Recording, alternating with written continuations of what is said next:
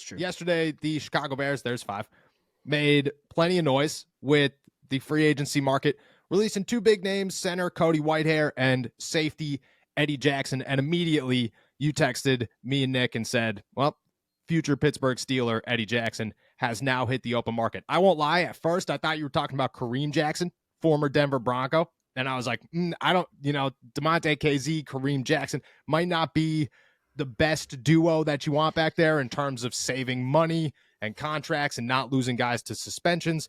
At some point, the Pittsburgh Steelers defense might have just had to dissolve itself because of all the penalties that they would have accumulated. Wrong, Jackson. We're talking about Eddie Jackson here. Just about 30 years old, or just turned 30 years old this past season, entering, I want to say, year 7 of his NFL career, now hits free agency a year early in his contract. I mean, you brought it up. What are your thoughts as soon as this hit? What went through your mind?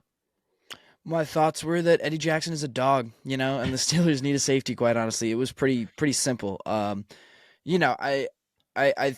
texted you guys that. I was like, oh, Eddie Jackson, Steeler. I see it. And I had to do some more thinking. Is this guy, he's old. He's not, he's kind of experienced a little bit of a renaissance these past couple of years, but he's missed some games. How uncomfortable or comfortable does that make you? But I still think this guy has some game-changing talents. He can force turnovers like no one else really in the National Football League. Just over his career, 15 interceptions, I want to say. And I think at least 3 of them were returned for touchdowns. And on top of that, he has 10 more forced fumbles. He has 6 forced fumble recoveries, 3 touchdowns off of fumbles. This guy just not only turns the ball over at a ridiculous rate, but when he does, he makes the most of them. And he's a pretty sure tackler. Again, just not really the same player that he was in 2018 or 2019, but I still feel like it would be a pretty remarkable addition for the Steelers. You pair him and Minka Fitzpatrick on the back end of a defense, and I'm not sure there's a better safety duo in the NFL. At least that would at least be a top 3 unit in the NFL. So to me, this feels like it could be a real game changer, and it could be just another piece of a real shutdown defense. I agree. I think the Steelers need a proven veteran. I don't think they should be messing around with, like another KZ or Keanu Neal, like shoot for the stars a little bit. I think Eddie Jackson's going to be affordable, which plays a big role here. Like, you're 30 years old, you're coming off of 2 12-game seasons, so you weren't able to finish the year. You're already getting paid, I think it was $5.5 million this year just from the Chicago Bears after being released. So you already have a signing bonus there. Go get another one from the Pittsburgh Steelers. Go, I don't know, like just sign somewhere that you think you could win. If that's the philosophy, the Pittsburgh Steelers are certainly that team. I think that would be huge. And when it comes to pairing up with Minka Fitzpatrick, that's what the Steelers need. They've been missing that other guy that, we talked about it earlier in the year, this year. Kevin Byard out of the Tennessee Titans. Go get him. Why? Because he's a game changer at safety. He's a dude who could turn the ball over. He's a dude who could take a lot of pressure off of Minka Fitzpatrick.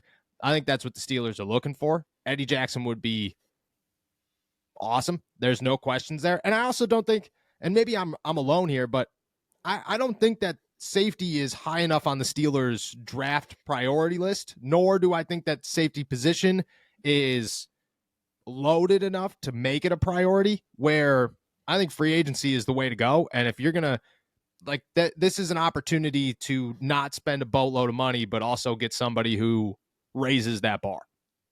That's what I'm saying. And you're also, assuming you make a move for a safety and you don't need to keep Patrick Peterson around, you're going to save close to $10 million cutting Patrick Peterson. And I think that money can go directly into the Eddie Jackson fund, that's my thing. Like, it's Eddie Jackson, who I think was making around $13 million last year. Don't think he'll make that this year.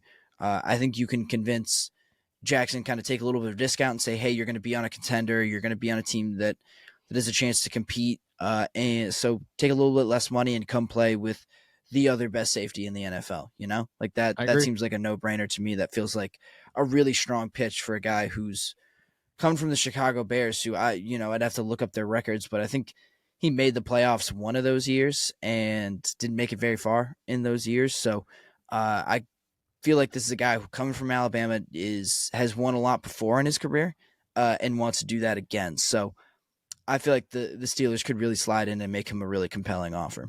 I agree. I agree. And I don't think it changed anything. It brings up, you brought up an interesting point there with the Patrick Peterson situation and where they go with that if they consider a safety like this. I think that this moves the bar. You know, we've talked about, is Patrick Peterson an option as a cap casualty? I think he becomes a realistic option if you could replace him with somebody that you know you could rely on, who is a veteran presence. Like if you're going to replace him with a DeMonte KZ or a Keanu Neal or somebody of that caliber, you kind of want to keep him because you just aren't 100% certain what you're going to get out of the others. If you're going to look at it and go, well, we're replacing Patrick Peterson with Eddie Jackson, I mean, that's a no-brainer. You know, that's not somebody that you're worried about when it comes to, I mean, like I respect Patrick Peterson. I think Patrick Peterson's still got game left in him, but he's not the greatest tackler, and Eddie Jackson is everything you're looking for in a safety. So I think that's an easy move that the Pittsburgh Steelers could make. Who's let's say hypothetically, you sign Eddie Jackson. Who's your third? You comfortable with bringing KZ back? You looking for another options? You looking for the NFL draft? How would you approach the third safety if you're the Steelers? I would bring KZ back. I mean, I think KZ is really reliable. I mean, except for when he's getting suspended, but that's a. But I Shout think out for the KZ, most, man, we love him. yeah, we do for real. I actually genuinely really like KZ as a player. I think that he'd be a very good backup. I think he knows the system. I think he's cheap, and I think he produces when he is on the field. So I think my first instinct would be to bring KZ back. And as like a backup, I feel like that's a perfect role for him. You know, like don't give him too much, and I think that's where you start to notice some of the inconsistencies with DeMonte KZ. But if he's backing up an Eddie Jackson or a Minkah Fitzpatrick, who you brought up the 12 games over the past 2 seasons for Eddie Jackson, and Minka's had his injury concerns last year as well. So I feel like having a guy like KZ, I think, is still starting quality. Like Yeah, how yeah, to what degree he's starting quality, I think, is the question. But I think to have a guy who's starting quality as a backup for you is always a luxury and always a good thing to have. I agree. There's a total difference between starting 17 games and starting 4. And if you could rely on, KZ's a guy you could rely on for 4. I think I'd go the same way.